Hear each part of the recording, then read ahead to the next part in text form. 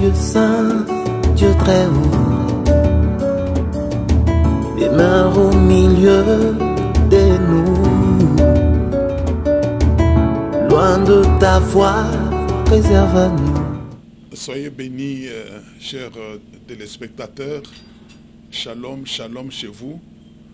C'est avec joie que nous venons auprès de vous dans le cadre de cette émission pour poursuivre avec l'enseignement important, l'enseignement sur les incubes et succubes, le phénomène mari-femme de nuit, comment en être délivré.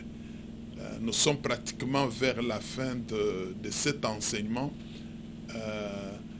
Si vous nous avez rejoint que dans cette dernière émission sur cet enseignement, je vous conseillerais de vous référer aux autres éléments qui ont précédé celui-ci. Comme ça, vous aurez l'occasion d'avoir tout l'enseignement depuis le début jusqu'à la fin. Que le Seigneur vous bénisse. Lors de précédentes interventions, j'avais souligné plusieurs chapitres. Et parmi ces chapitres, au premier chapitre, j'avais parlé de ce que la Bible enseigne à propos des incubes et des succubes. Je vous avais dit, la Bible ne nous donne pas tous les détails, mais au fait, il y a une histoire dans la Bible qui nous fait penser au phénomène de mari-femme de nuit. C'est l'histoire de ce qui s'était passé à l'époque de Noé, où les habitants du ciel, selon la version français courant, se sont matérialisés et ont épousé les filles des hommes. Et de ces unions-là, il y a eu des enfants qui sont nés, etc. Et déjà, là, nous voyons des contacts entre les esprits et les êtres humains. Et ces contacts ont même donné lieu à des naissances, ont permis à ce que les enfants naissent et que ces enfants ont eu à influencer le monde de cette époque-là. Alors, dans la conclusion de ce chapitre, je vous avais expliqué que conformément à la parole de Dieu, la parole prononcée par le Seigneur Jésus-Christ, ce qui était arrivé à l'époque de Noé, le Seigneur a dit, ça arrivera de même vers la fin des temps. C'est que nous sommes vers la fin des temps, ce qui s'était passé à l'époque de Noé est en train de se reproduire. Ça se reproduit de plusieurs manières, mais l'un des moyens utilisés par l'organisation satanique, c'est ce phénomène de mari-femme de nuit. Au deuxième chapitre, j'avais tenté de répondre à une question: qui sont les incubes ou les succubes? Qui sont les maris ou les femmes de nuit? Là, je vous avais expliqué que, tout d'abord, j'avais parlé de l'organisation satanique, comment le diable est organisé dans le monde spirituel et même aussi dans le monde physique, dans le monde visible. Et en conclusion, j'avais répondu en disant que les incubes et succubes, ce sont des esprits qui proviennent de l'organisation satanique. Ça peut être l'organisation invisible, mais ça peut être aussi l'organisation visible. Si vous avez affaire à un mari ou une femme de nuit, faites très attention. Là, vous entrez en contact avec un mauvais esprit et il faut chercher d'être libéré de cet esprit. Et au troisième chapitre, nous avions parlé bien sûr des éléments qui favorisent la situation des maris-femmes de nuit dans la vie des gens. Il y en a plusieurs. Nous avons énuméré plusieurs éléments. Nous avons parlé par exemple de l'hérédité maléfique. Nous avons parlé d'une mauvaise origine. Nous avons parlé de mauvaises fréquentations, etc. Il y a plusieurs éléments qui font que ces esprits trouvent l'occasion d'agir, trouvent l'occasion de tourmenter les gens. Et parfois, lorsque ces gens ne veulent pas d'eux, ils ne veulent pas partir, ils s'accrochent parce qu'au fait, il y a des choses qui les encouragent à demeurer. Ils trouvent qu'ils ont le droit légal de pouvoir agir dans leur vie. Et au quatrième chapitre, nous avons parlé de quelques manifestations des incubes et succubes. Et là, nous avons souligné 3 points importants. Nous avons dit qu'il y a des incubes et succubes qui se manifestent uniquement dans les rêves, dans les songes. Et deuxièmement, il y a des incubes et succubes qui se manifestent dans la réalité. Il y a des gens qui vivent avec des incubes et succubes dans la réalité. Et troisièmement, nous avions dit qu'il y a des incubes et succubes qui se manifestent autrement. Non pas dans les songes, non pas dans la réalité, mais ça présente d'autres signes. Et si vous n'avez pas le discernement, vous pouvez croire que c'est autre chose alors que vous avez affaire à un mari ou une femme de nuit. Et au 5e chapitre, nous avons parlé de la relation qui peut exister entre les incubes et succubes et la sorcellerie.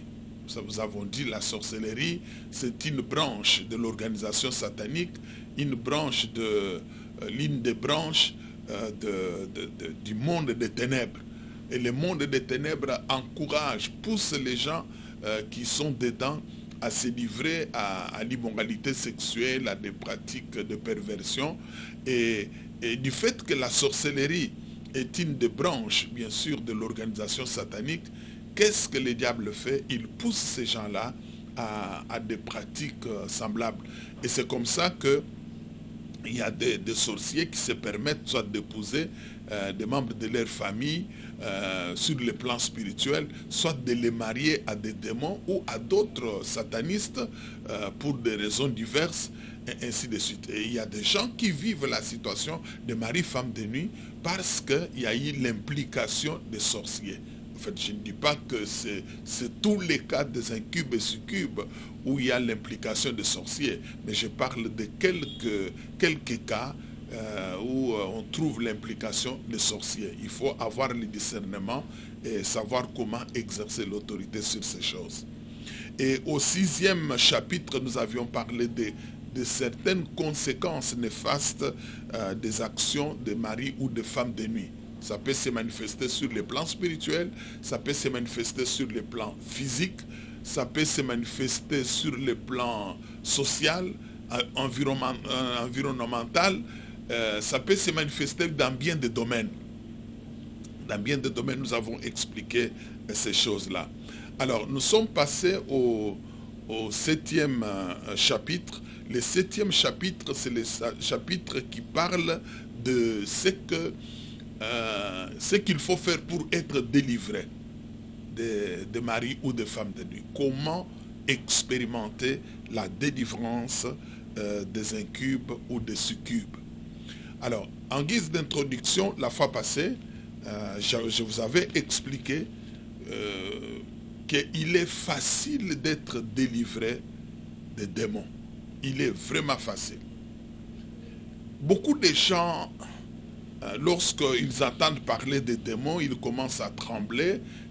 Je connais même certains serviteurs de Dieu qui préfèrent ne pas parler des démons, parler des liens démoniaques ou même de la sorcellerie, de l'occultisme, parce qu'ils trouvent que vraiment c'est difficile que quelqu'un soit délivré de ces choses. Bien aimé, je vous dis, ça c'est du mensonge. C'est facile d'être délivré des liens démoniaques, c'est facile d'être délivré des démons. Pourquoi j'ai dit que c'est facile? Je dis que c'est facile à cause de la mission terrestre de notre Seigneur Jésus-Christ.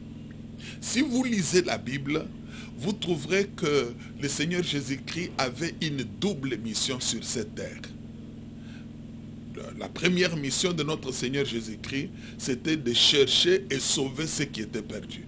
C'est qu'il était venu pour amener l'homme à se tourner vers Dieu, à se réconcilier avec Dieu. C'est pourquoi dans 2 Corinthiens chapitre 5, verset 18, on dit « Dieu était en Christ, réconciliant le monde avec lui-même, en n'imputant point aux hommes leurs offenses. » C'est que le Seigneur était venu premièrement pour amener l'homme à la réconciliation avec Dieu. Parce que depuis le péché d'Adam et Ève, l'homme vivait dans la séparation totale avec Dieu. Et c'est comme ça que Dieu s'est déversé dans le ventre d'une femme. Il a pris la chair humaine pour pouvoir payer les prix que l'homme n'était pas à mesure de payer. C'est ce qui l'a conduit à la croix. Et ensuite permettre à l'homme d'avoir accès devant son trône et de se réconcilier avec lui. Ça, c'est la première mission. C'est pourquoi aujourd'hui, lorsque quelqu'un se répand et accepte Jésus-Christ dans sa vie comme Seigneur et Sauveur, Dieu lui pardonne ses fautes. Et Dieu donne à cette personne le pouvoir de devenir enfant de Dieu. Dans Jean chapitre 1er, verset 11 jusqu'au verset 13, là-bas on dit à tous ceux qui l'ont reçu, à ceux qui croient en son nom, il leur a donné le pouvoir, c'est-à-dire le droit de devenir enfant de Dieu. C'est qu'il y a la réconciliation avec Dieu qui se fait automatiquement dès que nous acceptons Jésus. Dès que nous croyons en Christ qui était mort sur la croix pour nous et qui est ressuscité 3 jours après. C'est la plus grande mission que le Seigneur était venu accomplir sur la terre. Et c'est cette mission qui l'a conduite, bien sûr, à mourir sur la croix. Nous sommes dans la semaine pascale. Dans la semaine pascale, nous pensons bien sûr à tout ce que le Seigneur avait fait, toutes les souffrances qu'il a endurées. Nous pensons au prix qu'il a payé, que nous n'étions pas à mesure de payer, mais nous pensons aussi à sa mort, nous pensons à sa résurrection. C'est que la Pâque chrétienne, ça célèbre bien sûr la résurrection de notre Seigneur Jésus-Christ. Pourquoi était-il mort? Pour que tout celui qui va l'accepter, qu'il puisse se réconcilier avec Dieu. C'est pourquoi il a dit à ses disciples, vous êtes témoins de ces choses. Allez partout dans le monde, annoncez cette parole. Celui qui croira sera sauvé. Celui qui ne croira pas sera condamné. Mais le deuxième aspect dans sa mission, c'était de détruire les œuvres du diable. Et c'est pourquoi, si vous lisez dans la première épître de Jean, au chapitre 3, verset 8, 1 Jean, chapitre 3, verset 8, il est écrit ceci dans la version seconde. Celui qui pratique le péché est du diable, car le diable pêche dès le commencement. Le Fils de Dieu a paru afin de détruire les œuvres du diable. Le Fils de Dieu a paru afin de détruire les œuvres du diable. Vous savez, lorsque le diable avait induit Adam et Ève en erreur, Adam et Ève ont mangé le fruit et ils ont désobéi à Dieu, ils se sont séparés de Dieu. Qu'est-ce que Dieu avait dit à Satan? La postérité de la femme t'écrasera la tête. Et la postérité de la femme dont le Seigneur Dieu avait parlé, c'était le Seigneur Jésus-Christ qui devait détruire les œuvres du diable. C'est pourquoi lorsque le Seigneur Jésus-Christ est venu, d'une part, il avait la mission de réconcilier l'homme avec Dieu, mais d'autre part, il avait la mission, bien sûr, d'écraser la tête du serpent. Parce que lorsque l'homme avait désobéi à Dieu et a obéi à Satan, qu'est-ce qui s'est passé? L'homme avait changé de paternité. L'homme a quitté la paternité de Dieu, l'homme s'est placé sous la paternité du diable. Et tout ce qui avait été mis sous son autorité est passé sous l'autorité bien sûr de Satan. C'est pourquoi vous entendez dans la Bible, il est écrit que le monde entier est sous la domination du malin. Le malin lui-même, lorsqu'il avait tenté le Seigneur Jésus-Christ, il lui a montré la gloire de tous les royaumes, toute la puissance de l'univers. Et il lui a dit, tout ceci m'a été donné, je le donne à qui je veux. Si tu te prosternes devant moi, je vais te le donner. Et il a dit, tout m'a été donné. Et le Seigneur ne lui a pas dit, menteur, c'est pas vrai, tout ça, non. Le Seigneur a compris ce qu'il disait, mais il y a tout simplement dit, il est écrit que tu n'adoreras que le Seigneur Dieu, ton Dieu, et tu le serviras lui seul. Et le Seigneur a refusé cette offre. C'est que lorsque l'homme avait désobéi, bien sûr, à Dieu, a obéi à Satan, il s'est placé sous la domination du malin. Et le monde qui avait été placé sous sa domination est passé sous la domination du malin. C'est ainsi que le Seigneur Jésus-Christ, en rachetant l'homme, il devait aussi libérer l'homme de cet esclavage, de cette emprise de Satan. C'est comme ça que la Bible nous dit que le Fils de Dieu a apparu afin de détruire les œuvres du diable. Et effectivement, il a détruit cette œuvre, ces œuvres du diable. Quand est-ce qu'il l'a fait? Au moment où le diable l'a fait arrêter, croyant bien sûr, le vaincre, croyant l'anéantir. Mais le diable avait commis une grosse erreur. Il ne savait pas qu'il était en train de signer sa propre mort. Et c'est comme ça que lorsqu'on a mis le Seigneur Jésus-Christ sur la croix, et au moment où il a dit « tout est accompli », en ce moment-là, le diable a été vaincu. Le serpent, la tête du serpent a été écrasée. C'est pourquoi vous verrez l'apôtre Jean, disons l'apôtre Paul déclaré dans le livre de Colossiens. Il dit aux Colossiens que lorsque le Seigneur a été mis sur la croix, d'une part, il nous a obtenu le pardon des péchés, mais d'autre part, il a dépouillé les dominations, les principautés, les autorités. Il les a exposées en spectacle en triomphant d'elles par la croix. Alléluia.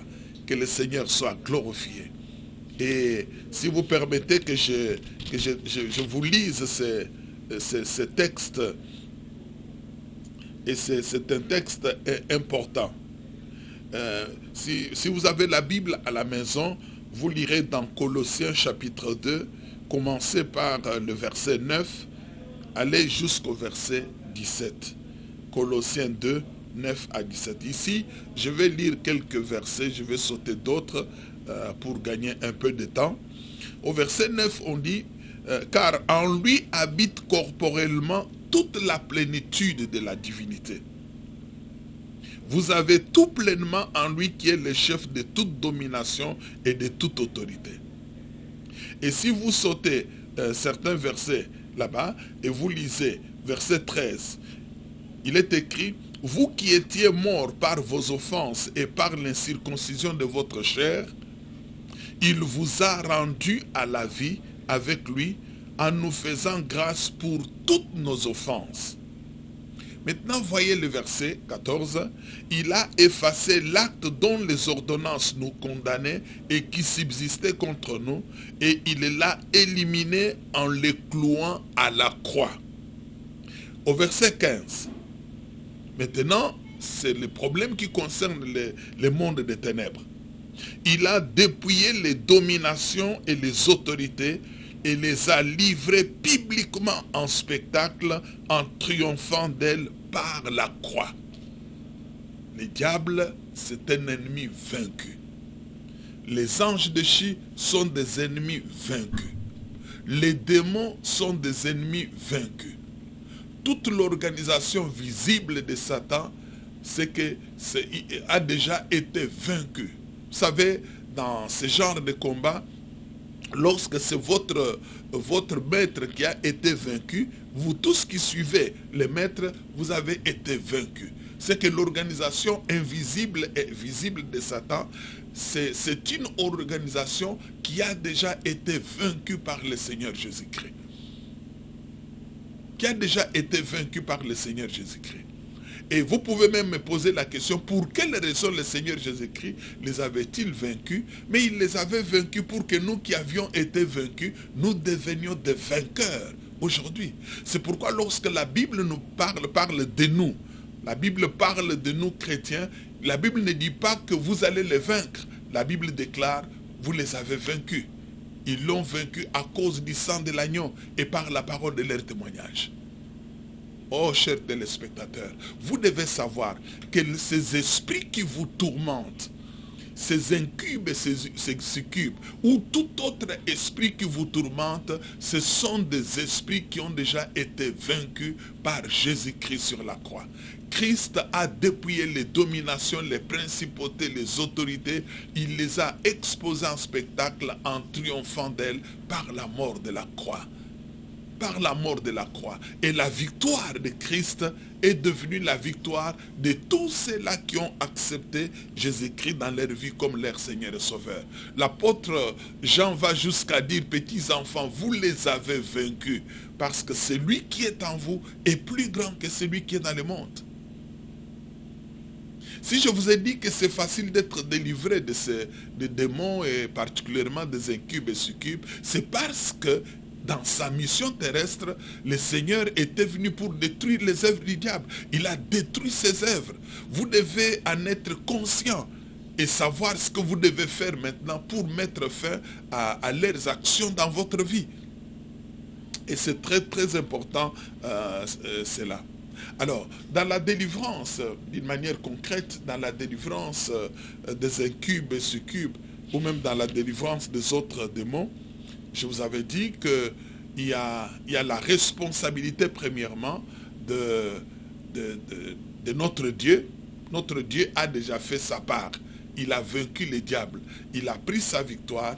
Il l'a mis à la disposition de tous ceux-là qui l'ont accepté, tous ceux-là qui vont accepter Jésus-Christ comme Seigneur et Sauveur. Et notre Dieu est disposé à nous aider pour que nous puissions expérimenter pleinement la libération. C'est pourquoi le Seigneur a dit, si le Fils vous a franchi, vous serez réellement libre. Mais il y a aussi la part de la personne qui est tourmentée par des démons. Il y a votre part. Il y a votre part. Tout comme il y a la part des serviteurs, servants de Dieu. C'est qu'il y a votre part. Si vous êtes tourmenté par ces incubes et succubes, vous devez savoir qu'il y a des choses que vous devez faire. Et parmi ces choses-là, si vous voulez être libéré, la première chose, vous devez tout d'abord accepter de contracter un pacte avec Dieu par le sang de Jésus-Christ. Souvenez-vous, bien-aimés, avant que le Seigneur ne soit arrêté, il a réuni ses disciples, il a pris le pain, il a rendu grâce, il leur a dit, ceci est mon corps qui sera livré pour vous. Prenez, mangez-en tous. Et ensuite, il a pris la coupe, il a rendu grâce, il a dit, ça c'est la coupe de la nouvelle alliance. L'alliance en mon sang qui sera versée pour vous. Le terme traduit par alliance, c'est le même terme qu'on traduit par pacte. Lorsque quelqu'un se répand et accepte Jésus-Christ comme Seigneur et Sauveur, sur le plan spirituel, cette personne fait un pacte avec Dieu, une alliance avec Dieu, l'alliance de sang.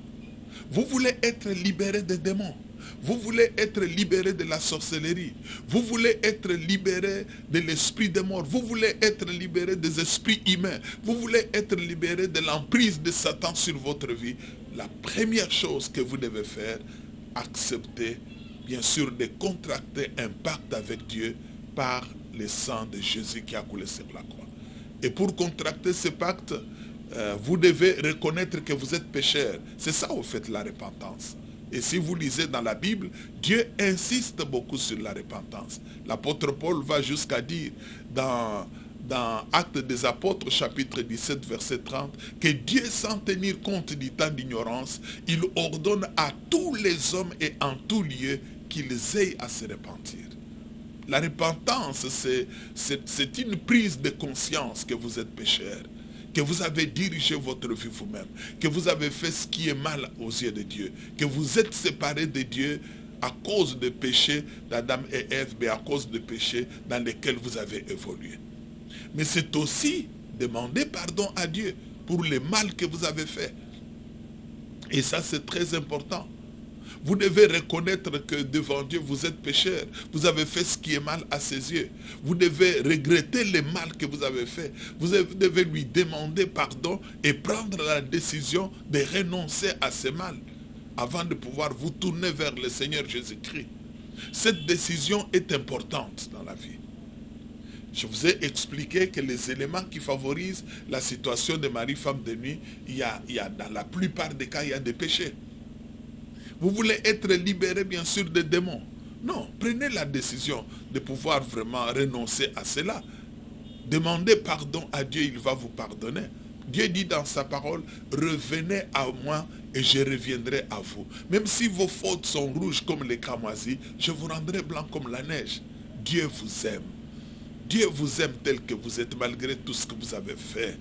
Malgré les fautes que vous avez commises, même si vous aviez tué des gens, sacrifié des êtres humains, Dieu vous aime, il veut vous pardonner, il veut vous purifier de tout mal. C'est pourquoi il a donné son Fils. Dans Jean 3,16, il est écrit, car Dieu a tant aimé le monde, qu'il a donné son Fils unique, afin que quiconque croit en lui ne périsse point, mais qu'il ait la vie éternelle. C'est que c'est son amour qui a fait que son Fils vienne, que son Fils meure sur la croix. Avant même que le Seigneur ne meure, Jean dit qu'ayant aimé les siens, Il mit les combles à son amour. Il mit les combles à son amour. Dieu vous aime. C'est qu'il attend de vous que vous puissiez reconnaître que vous êtes pécheur, que vous avez fait ce qui est mal à ses yeux et que vous lui demandiez pardon. Il va vous pardonner. Il va vous purifier de tout mal. Mais la deuxième chose que vous devez faire, si vous voulez bien sûr contracter une alliance avec Dieu, vous devez prendre la décision d'accepter Jésus-Christ dans votre vie comme votre seul Seigneur et Sauveur. Votre Seigneur parce que c'est lui qui vous a créé. La Bible nous dit tout a été fait par lui et pour lui. Votre Seigneur parce que c'est lui, le Dieu Tout-Puissant qui s'était manifesté dans la chair. Et lorsque vous acceptez Jésus-Christ comme Seigneur, vous prenez votre volonté, vous devez la mettre sous sa volonté. Désormais, ce n'est pas ce que vous voulez que vous devez faire, mais uniquement ce que lui veut. Vous devez l'accepter comme votre Seigneur, mais vous devez l'accepter comme votre Sauveur. Sauveur parce qu'il est mort sur la croix à votre place. C'est vous qui devriez mourir. C'est vous qui avez été condamné. La sentence était la mort. Mais Jésus n'a pas voulu que vous puissiez mourir de cette manière-là. Il a accepté de mourir à votre place sur la croix.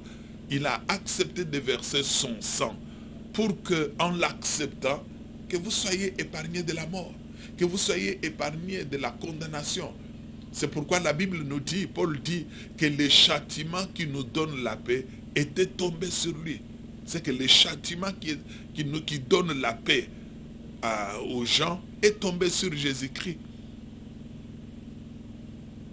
Et ainsi, dans la Bible, on dit, lorsque quelqu'un l'accepte, il n'y a donc pas aucune condamnation pour ceux-là qui se confient en lui. Vous devez reconnaître qu'il était mort sur la croix pour vous, à votre place. Mais après sa mort, 3 jours après, Jésus-Christ est sorti de la tombe. Il est vivant. Le roi de gloire est vivant. C'est pourquoi le monde chrétien célèbre la Pâque. C'est pourquoi chaque premier jour de la semaine qu'on appelle dimanche, les chrétiens se réunissent pour célébrer la résurrection de notre Seigneur Jésus-Christ. Jésus est vivant. Et c'est Jésus qui est vivant, c'est lui qui te parle maintenant. Il frappe à la porte de ton cœur. Dans Apocalypse 3:20, il dit ceci, voici, je me tiens à la porte et je frappe. Si quelqu'un entend ma voix et m'ouvre la porte, j'entrerai chez lui. Je souperai avec lui et lui avec moi. La porte dont il parle, ce n'est pas la porte de notre maison, de notre chambre, mais c'est la porte de notre cœur. Il dit, si quelqu'un entend ma voix, si quelqu'un écoute ma parole, réalise qu'il est pécheur, demande pardon, prend la décision que je vienne dans son cœur, j'entrerai chez lui, je souperai avec lui. Beaucoup de gens qui avaient des problèmes avec des maris, femmes de nuit, ont été délivrés dès le moment où ils ont pris la décision de se repentir et d'accepter Jésus-Christ dans leur vie comme Seigneur et Sauveur. J'ai rencontré une sœur qui vivait dans le péché et je ne savais pas que lorsqu'il vivait dans le péché, elle avait un mari de nuit, un esprit qui la tourmentait régulièrement. Mais je lui ai annoncé l'évangile. Au moment où elle s'est repentie et elle a pris la décision d'accepter Jésus-Christ comme Seigneur et Sauveur, quelque chose s'est passé. Sans rien me dire, elle m'en a parlé plus tard. Plusieurs mois plus tard, elle me fera comprendre qu'avant qu'elle n'accepte le Seigneur, elle connaissait les problèmes de mari de nuit. Et lorsqu'elle avait pris la décision d'accepter le Seigneur, c'était terminé, cet esprit-là avait complètement disparu. Complètement disparu. C'est qu'il y a des gens qui, en acceptant tout simplement le Seigneur Jésus-Christ, ces esprits-là s'éloignent. Déjà, ils ont peur. Parce que ces gens-là ont fait un pacte avec Dieu par le sang de l'agneau, au travers de Jésus-Christ, le Fils du Dieu vivant. C'est la première chose que vous êtes appelés à faire. Contracter un pacte avec Dieu par le canal de notre Seigneur Jésus-Christ, à travers la repentance et la décision de donner votre vie au Seigneur Jésus-Christ, de le recevoir, l'accepter comme Seigneur et Sauveur. Mais la deuxième chose que vous devez faire pour expérimenter la délivrance de ces esprits, vous devez vous purifier de toute souillure du corps et de l'esprit par une sincère confession. Une sincère confession. Vous savez, la Bible nous montre l'existence de deux royaumes. Nous avons parlé du royaume des ténèbres. mais il y a aussi le royaume des lumières, le royaume de notre Seigneur Jésus-Christ. Dans le royaume des ténèbres, tout est, on dissimule. Il y a les péchés, on dissimule, on fait ceci, on fait cela. Mais lorsque vous venez au royaume de Dieu, au royaume des lumières, là on vous dira que celui qui avoue ses transgressions et qui les délaisse, il obtient miséricorde. Mais celui qui les cache, il ne prospère pas. C'est ça le royaume des lumières. Et c'est pourquoi le royaume des lumières. Le royaume des lumières. Et c'est pourquoi le royaume des lumières. Et c'est pourquoi le royaume des lumières. Et c'est pourquoi le royaume des lumières.